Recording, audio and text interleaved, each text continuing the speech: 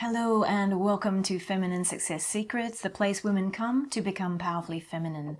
I'm Candice Oneida. So in today's video, I'm going to share 5 secrets to self-care.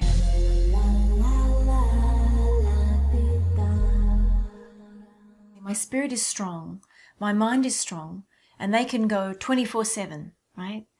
And yet the body and the energy system needs rest. That's why we sleep, right?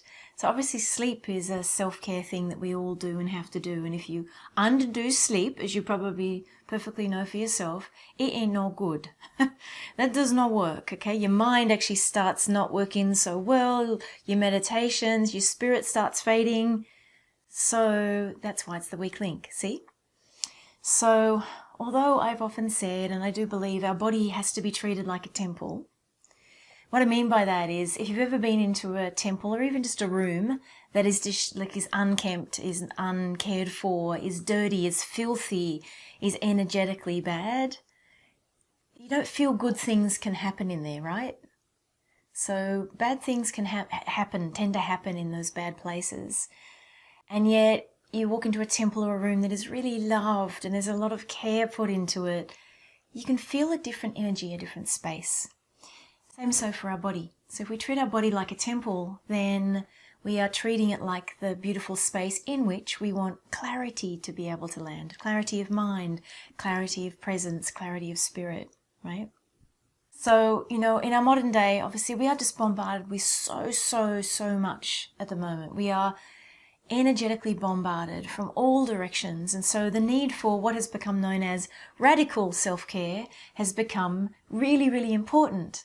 The truth is, however, I would love to take the radical out of self-care and it becomes something way more normal, way less of a guilty pleasure for us as women than it is deemed. I know that I grew up in an environment in which the concept of self-care was not even positioned in my world, not even considered. I didn't even consider this until I was in my 40s. The concept of, what is that? What is self-care? Why would you do that? And it was sort of seen through the lens of being selfish or self-centered or something like that. And I would position it as something quite different, what I call self-full. And so when we self-care as women, we are self-full and we fill up our energy when we are in self-care.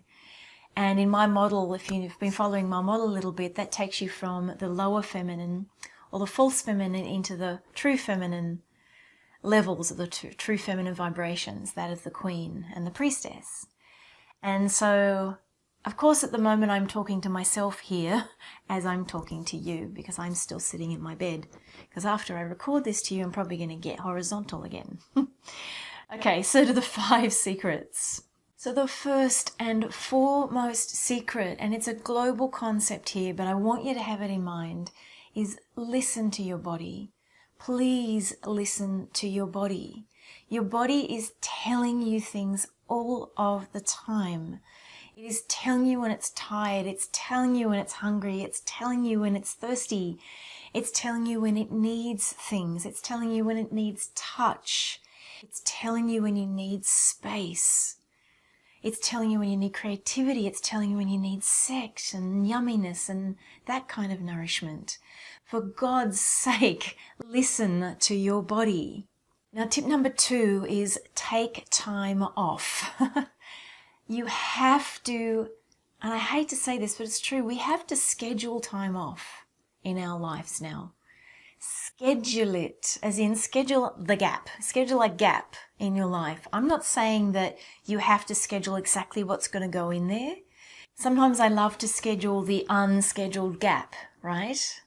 As in, I don't know what's going to happen in there, but I'm going to do some yummy something, right?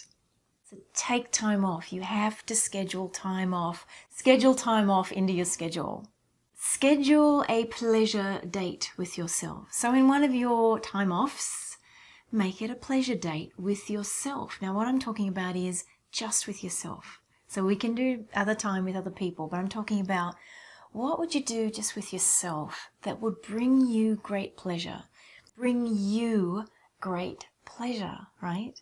Pleasure means I want you to feel pleasure in your body. So for me, for example, if I'm not in movement, something starts to die in me. So that can be walking, moving, hiking, which I do love to do in nature. I have got a video on that you've seen, and I'll give you a link to. Being in nature, such a big pleasure date for me. Otherwise, movement can mean dance or something moving my body in a more sensual way. So I'll often have like little naked dance breaks on my own. Because I work in my home, I can just crank the tunes when I want and just, oh, my body needs to move. I literally find that my body freezes up if it doesn't move. And by the way, movement is a big aspect of the feminine. Pleasure can be self-pleasure, as in masturbation or something sensual with the body, or just after you come out of the shower, just the way that you put on your creams or your oils. Do it in a way that's sensual and nourishing and loving in the way that you do it to yourself. So make a pleasure date with yourself. Find ways that bring you pleasure. Tip number 4, habit hack. So I've done this thing for years actually, is I would find myself going into this sort of escalating spiral of overworking, long hours and pushing. And I would just do this thing occasionally. I would just shut down my laptop and I would just go out for a walk. Or I'd shut down my laptop and I would just check the movie times and I would just go to a movie.